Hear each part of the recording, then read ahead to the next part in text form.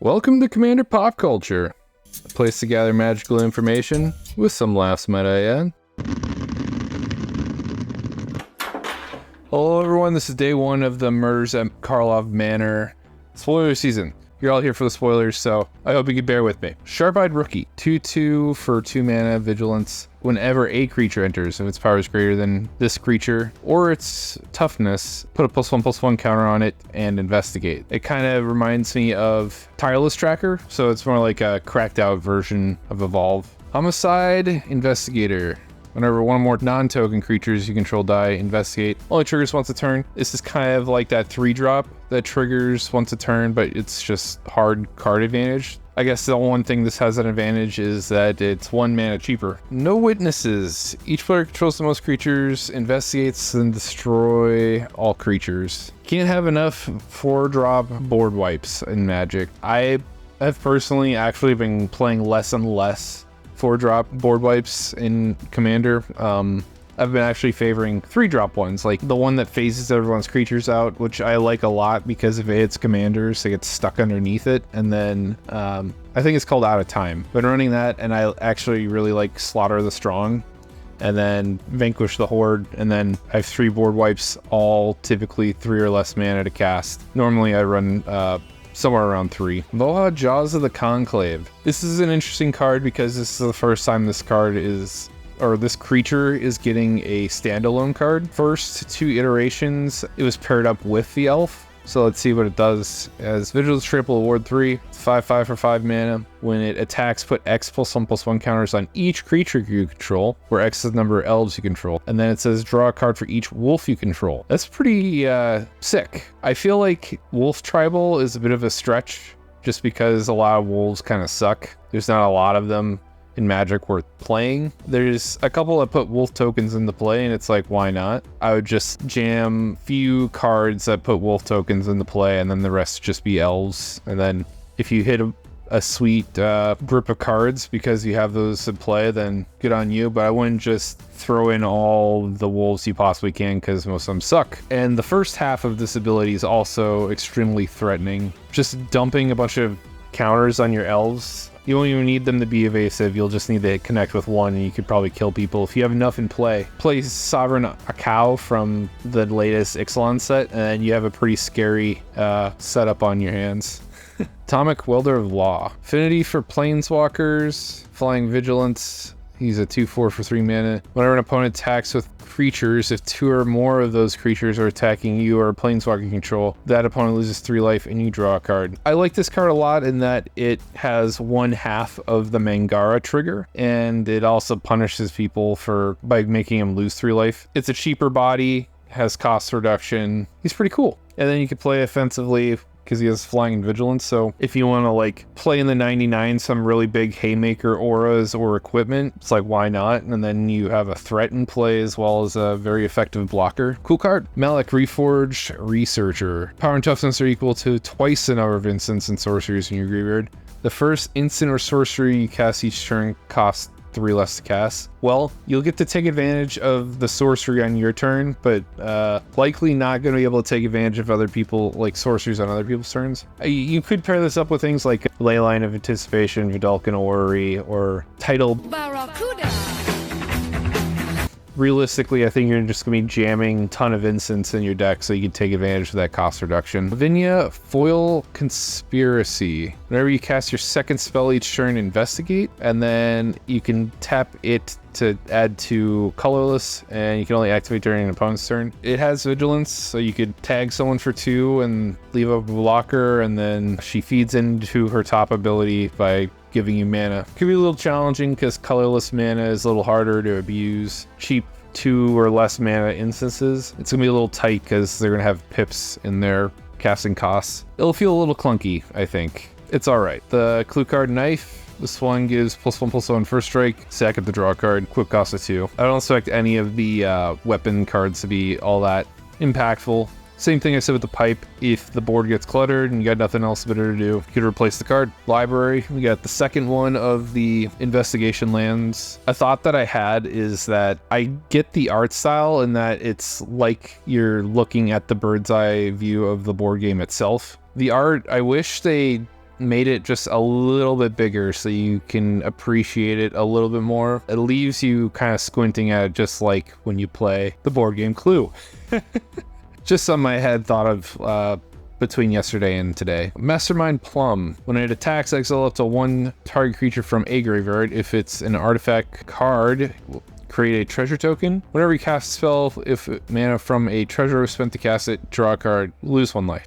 This kind of reminds me of Prosper a little bit. It's not as good as Prosper. Prosper, you have access to another color, the treasure is more free, and getting card advantage is more easier to accomplish. The other thing that sucks is for you to get that treasure from himself, you have to attack with this, and that can be a little challenging considering he's a 2/2 and pretty vulnerable. A lot of stuff will stuff Mr. Plum out here. Can you feel the tension in the air right now? I know I can.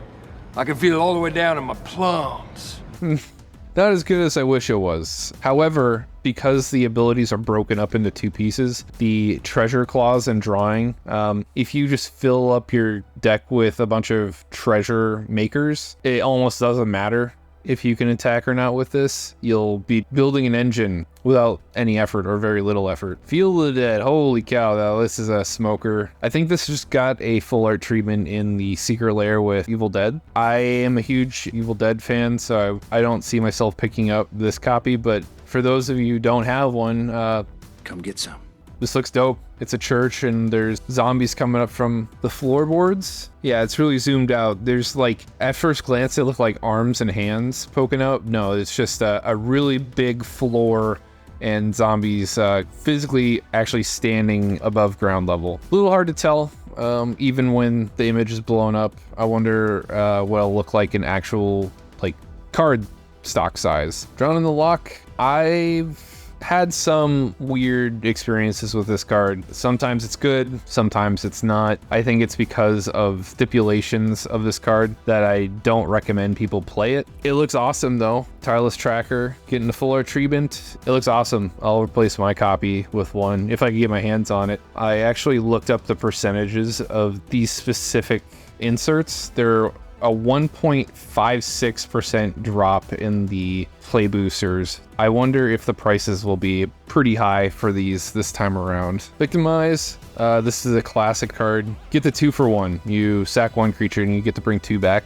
You don't get to bring back the thing that you sacrifice to it because the targeting clause happens before the sacrifice piece. Magic is very particular about the order of things, the way it's written. So I've seen people like try sacrificing the creature to victimize and then try bringing it back, and it's like, nah, it doesn't work like that. Just follow the order of what the card says and follow the rules of Magic. Tragic Slip. It looks awesome. I'm a collector of full art cards and I play a lot of Tragic Slip. The reason why Tragic Slip is really good is it's a 1-mana removal spell and it's at instant speed, and like, you may think that Morbid's hard to pull off, but it happens pretty consistently. There's tons of cheap creatures out there that also need to die that have 1 toughness stat blocks, and you'd be surprised how often that comes up. Pretty much play it in all my black decks. Show and Tell. You gotta be careful when you play cards like these. I'm not a big fan of group hug cards, and this helps everybody at the table. Everyone gets to cheat something into play, and I've seen these backfire a couple of times. I don't recommend it. I think most play Show and Tell gets is in Legacy Vintage. I don't remember which one, if it is banned in either, but Show and Tell decks are a thing in those 60 card formats. I just don't remember which one. Fabricate. Search your library for an artifact, reveal it, put in your hand. I think this got a full art treatment in the past, but if you don't have a full art copy, pick one of these up instead. Ghostly Prison. Creatures can't attack you unless the controller pays 2 for each. I have the Secret Lair from Kamigawa Neon Ink. I can appreciate the art on here a little bit more. Pick what you prefer, although lately I haven't been playing things like Ghostly Prison and Blue version that often, because at some point in your Commander games, people just hit critical mass and paying 2 mana is nothing for an attacker. So I've been going for more hard lockout kind of stuff like Peacekeeper or the Moats, Solitary Confinements over stuff like this, because you play stuff like this to buy time. And if you're not doing combat, which is also kind of fallen out of like the meta of Commander, you don't need a combat step yourself, so you play those other cards that I prefer. Gamble. You play Gamble when you have easier access, or just as consistent access from your graveyard as you do from your hand. If you have a commander that does graveyard shenanigans, gambles the card for you. It's a staple in those kinds of decks. If you end up discarding the card you tutor for, no big deal. Storm decks like these, because they have access to their graveyards pretty consistently with like stuff like Past in Flames and Underworld Breach. This is the commander for the red-white deck. 2/4 for 4 vigilance, and whenever it attacks, you suspect a target creature. What that means is that creature gains menace and can't block, and that's a permanent static effect. And then you goad all suspected creatures. It's a little bit of a double-edged sword, because if your commander dies or like a revolution of the table occurs where you can't attack with this, you're gonna be in rough shape, because you just gave everybody's other creatures evasion, and they're probably gonna be coming at you. No one likes to be pitted against each other against their will. Why are you coming for me? If they don't have removal for this, they have player removal. Whenever one or more creatures in opponent control deals damage to one or more of your opponents, you and that controller each draw a card. Again, I don't like that you're doing favors for other people, in that you're giving them cards to answer you, and do a tempo play. Even if they kill us once, that's enough tempo for them to tag you back, so you have to wait 2 turns to attack with this should this die. Very dangerous stuff, I would say. Morska, Undersea Sleuth. You have no max hand size. Beginning of your upkeep, investigate. Whenever you draw your second card each turn, put 2 counters on Morska. That's kind of sick. I like that a lot. Even if you're not relying on the investigate setup, there's plenty of ways to draw 2 cards on other people's turns. And like the first thing that comes to mind is Consecrated Sphinx. You're putting on 2 counters on everybody's turn.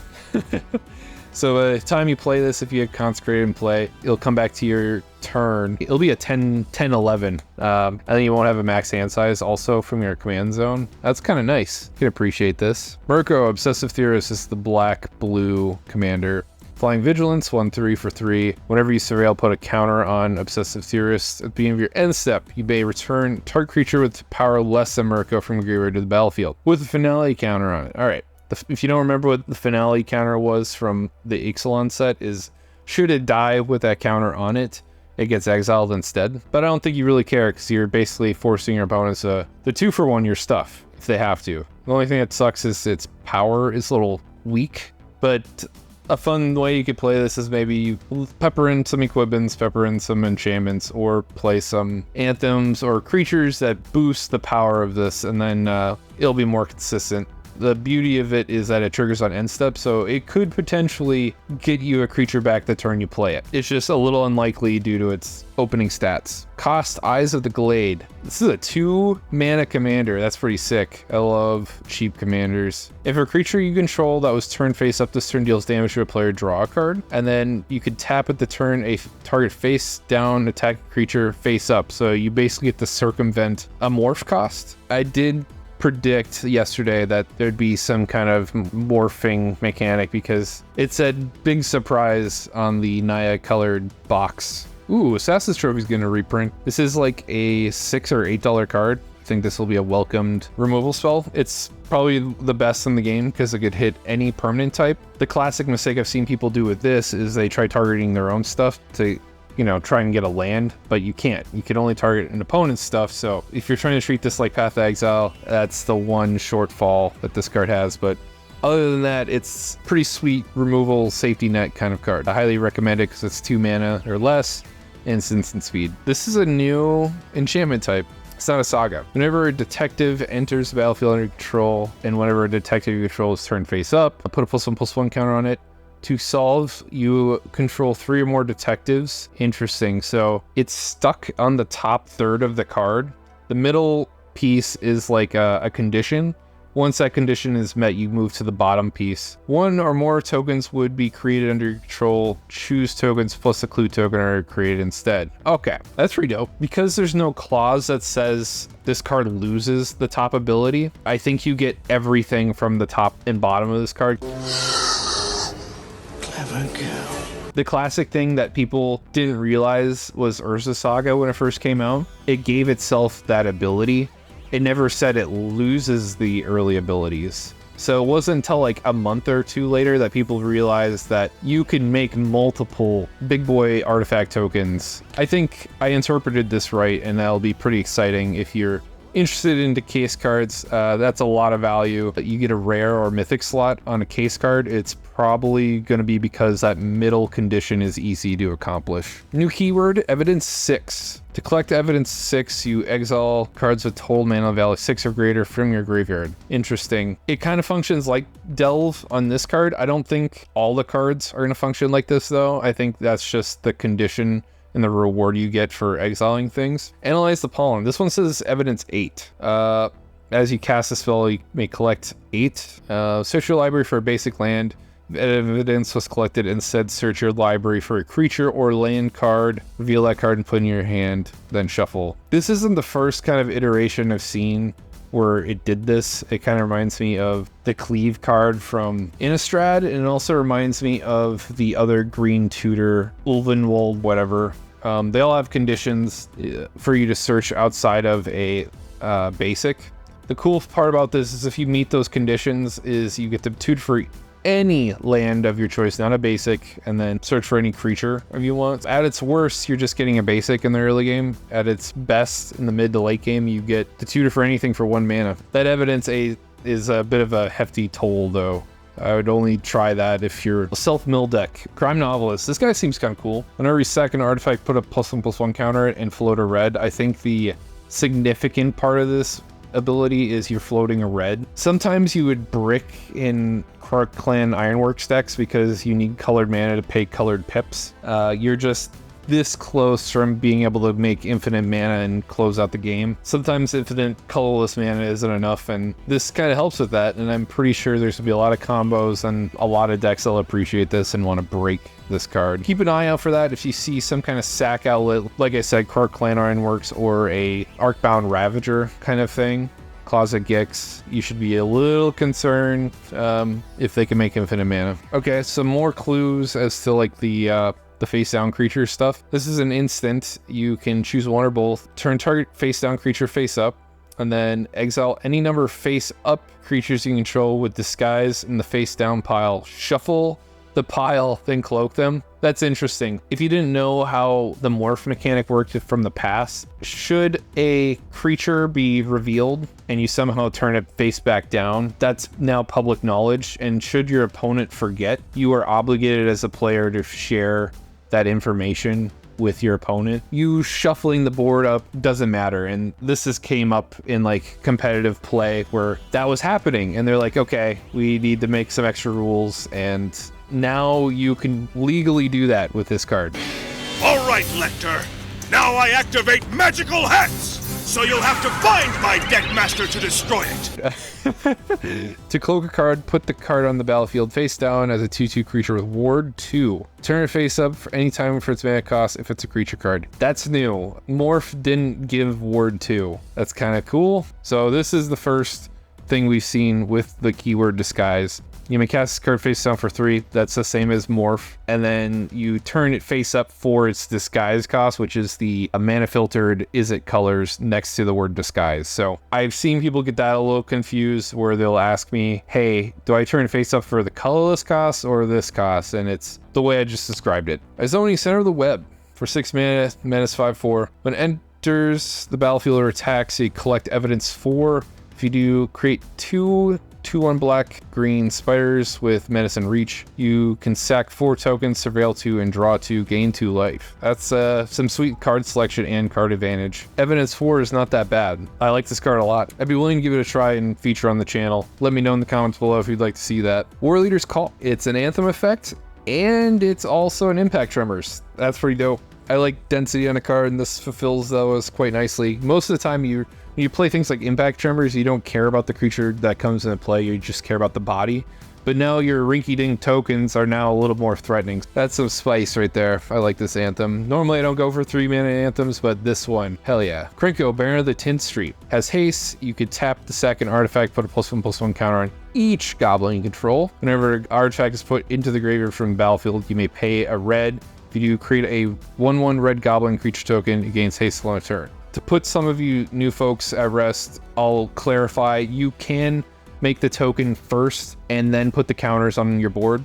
The reason why that works is you sack the artifact, and then there you see the colon afterwards, that means the ability goes on the stack. And then the trigger where you pay the red gives you the option. You pay the red and then it goes on top of the +1/+1 counter. The stack is a top-down fashion, so you will make the token first and then put the counters on all your goblins. Instants and sorceries control cost 1 less to cast. To solve this case, you must cast 4 more instants and sorceries this turn. That's actually kind of tough. What do you get for after? Whenever you cast an instant or sorcery, draw a card. It has some nice density in that you get a coupon, but I'd rather play the blue creature from Theros and just guarantee get my card advantage piece. Like if you're playing Storm, you're already gonna be eventually doing that anyways. You get 2 pieces of a card that you desperately want in your Storm decks because they want cost reduction and then they want to be cantripping off their spells as well so they could keep the string of spells going. Kylock's Visionary Inventor. Mana support 2 and haste.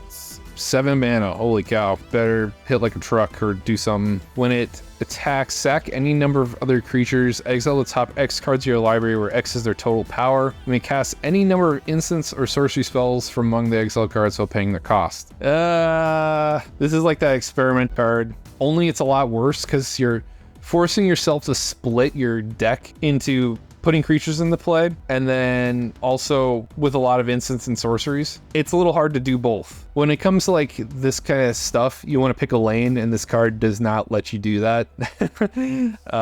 This feels like a challenge build. Like it's not something you do if you want to play a competitive version. This is probably a very casual deck because you'll probably have more than one than the other. Like you'll be stuck with a lot of instants and sorceries but no creatures, or you'll be stuck with a bunch of creatures. What's weird is you sacrifice a strong board to cast a bunch of instants and sorceries, so you're kind of like going backwards a little bit. A fun way you might be able to do this is if you're playing instants and sorceries that put tokens into play, so you can feed into itself. And then if you have stuff like Impact Tremors or Perforos in play, you could potentially kill people. If I was to attempt to build this, that is how I would do it. So you're telling me there's a chance? Although 7 mana is not a very exciting mana cost to be paying. It does have haste, so you could get the trigger the moment you cast this. But Ward 2, I don't know if that's enough. So let me know in the comments how you think about that card, because I think it has some serious weaknesses. The payoffs are probably not that great. Tristani, 3 Whispers. It's just a mana sink galore kind of card. Target creature gains Death Touch. Target creature gets Vigilance. Target creature gains Double Strike till end of turn. I think the Double Strike and the Vigilance are the big ones, although the Death Touch could come in handy. I'd probably do like a Voltron strategy and be just focusing on that Double Strike. Tolsimir, the Midnight Light. Now this is the elf that's normally paired with the wolf we discussed earlier. And you can see the creature actually in the art. 3/2 with lifelink, enters, put the 5/5 wolf into play. Whenever a wolf attacks, if Tolsimir attacked this combat, target creature an opponent controls blocks that wolf.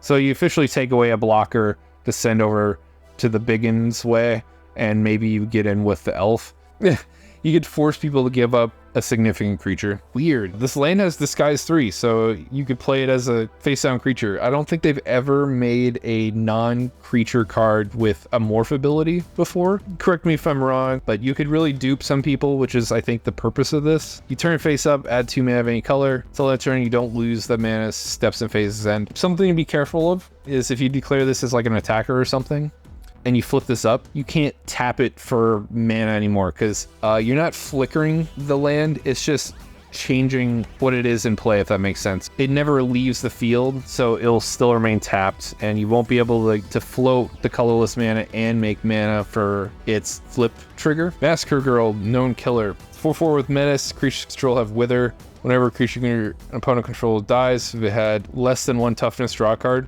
So it kind of makes you want to kill creatures with Wither. What's kind of weird is when creatures take damage, their toughness ticks down. I feel like they might have written this poorly. I get what they're trying to do. They're trying to make it so things tick down and die to Wither counters. Yeah, that just feels weird. Toughness less than 1. Oh, this card just makes me want to check the rules. I'll have to slap those on the right. I can't be the first person to see that and think of what happens to creatures when they're damaged. Axebane Ferox. Death Touch Haste for 4 mana, 4/4 ward. has a collect evidence of 4. It forces your opponents to have the 4 CMC in their graveyards in order to target this. And I feel like this has gotten many iterations in this past, like Thrones of Eldraine, the Questing Beast, and then that's been a reoccurring theme of making a 4/4 creature with Death Touch and Haste in almost any standard rotation. And it's obligatory, I guess, you know. Judith, Carnage Connoisseur. Whenever you cast an instant or sorcery spell, choose one. Still gains Death Touch and Lifelink. Create a 2/2 red imp creature with whenever this dies, deals 2 damage to each opponent. I'd play burn spells. They auto kill things, and then you get an imp that does a group slug. You could also use your single target removal burn spells to hit other people in case there's no creatures on board to burn away. Argus, cost Spirit of Justice. Double Strike Vigilance, I like those keywords. When it enters the battlefield or attacks, choose up to 1 target creature it's suspected. If it's suspected, exile it. You could use this offensively on your own creatures and make them more evasive, so you could target itself and give it another keyword, but then you take away its ability to block, or you could target something else, give it menace, or you could use it defensively, and that feels kind of weird because you're making someone else's creature more evasive, but you have to wait another revolution of the table to exile it, so it takes 2 turns to accomplish that. Double Strike, you're not declaring attacks twice, you're declaring attacks once. So if you're thinking that you get to target something and exile the same combat, you don't. Sorry to disappoint y'all. Entrada, Deadly Fugitive. Face down creature control have 4 mana, turn it face up. If you can't exile, then you may cast the exiled card without paying its mana cost. So you basically get to cheat flipping things up for 4 mana. You could circumvent some costs with that ability. Whenever assassin you control deals damage to an opponent, cloak the top card of that player's library. Put it under your control? That seems weird. This is a pretty cool card. I'm gonna have to look up those abilities and put it up here. Aurelia's Vindicator, Flying Lifelink, Ward 2, disguise for X and 4. When it's face up, exile X other target creatures from battlefields or creature cards in graveyards. Then it leaves the battlefield, return those cards to the battlefield's hand. This kind of reminds me of the Big Angel that kind of does the same thing, only it has some flex because you could go more than 3.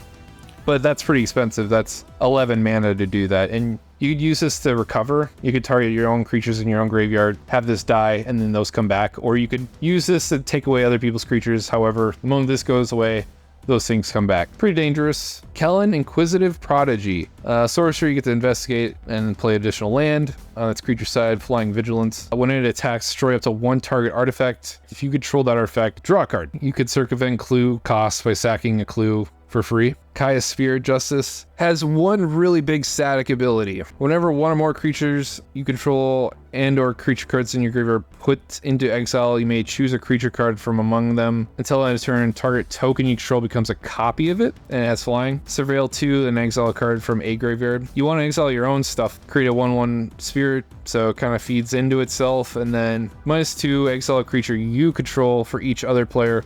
You get to exile 1 of their stuff as well. I like that removal ability. It's like a Grasp of Fate, but you get to trigger the top ability and make a copy of it. So you're not losing out on too much value. You're getting it back in a weird way. Teysa Opulent Oligarch. Being able to end step investigate for each opponent who lost life this turn. Whenever a clue you control is put in a graveyard, create a 1/1 black-white spirit with flying. Only once a turn, which is a bummer. You can't abuse this and make infinite tokens like Teysa's from past. That brings us to the end of today's spoilers. I hope you all enjoyed. If you liked what you saw, liked what you heard, subscribe, because I'm going to be doing this all week and until everything's complete. So everyone take care now. Have a great time. Bye.